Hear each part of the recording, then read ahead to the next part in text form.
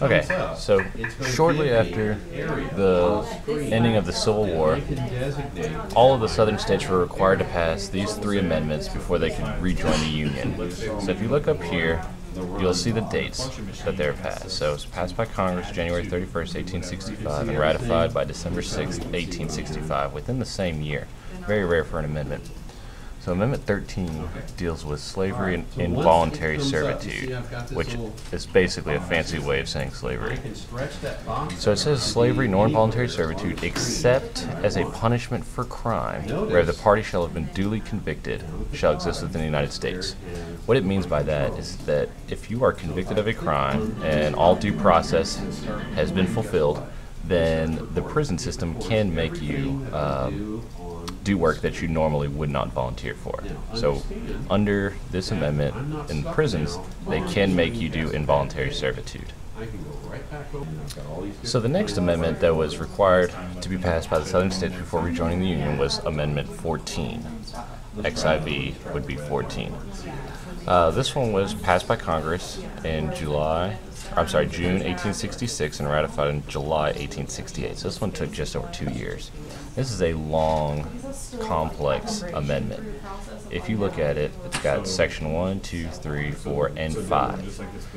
It has been used in a lot of recent controversies and others. So the first part of it is, if you look right here, it says all persons born or naturalized in the United States are subject to the jurisdiction thereof, basically meaning that whatever state you're born in, you are subject to their rules and laws.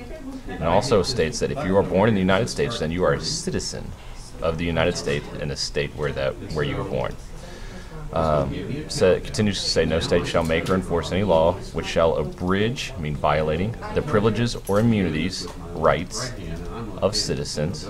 So abridge means violate, and then privileges you should know, or immunities would be citizenship of the citizens of the United States. Nor shall any state deprive any person of life, liberty, or property without due process. So there's that term again that we've been talking about. Due process are those legal steps required before the government can take away your life, liberty, or property.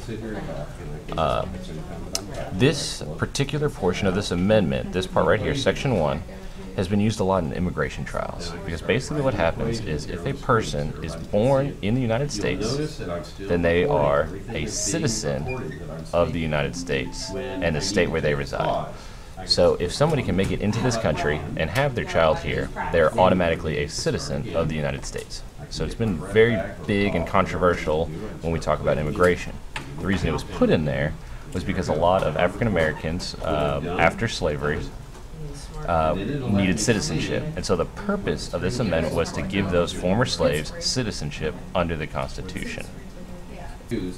So there is a lot more with this amendment. You have sections 2, 3, 4, and 5, which are difficult and complex, but for the sake of our class and our civics class, we will not be looking at those. We're mainly focusing on this right here. And this is mainly used in current day with immigration, because of where people are born. They are now a citizen of that state and the country, and also because of the due process part. Now, like I said, we've talked about due process quite a bit, and it's those legal steps taken that the government must take before they can take away your life, liberty, or property, from the time of arrest to the time of conviction. That is why this part is very important.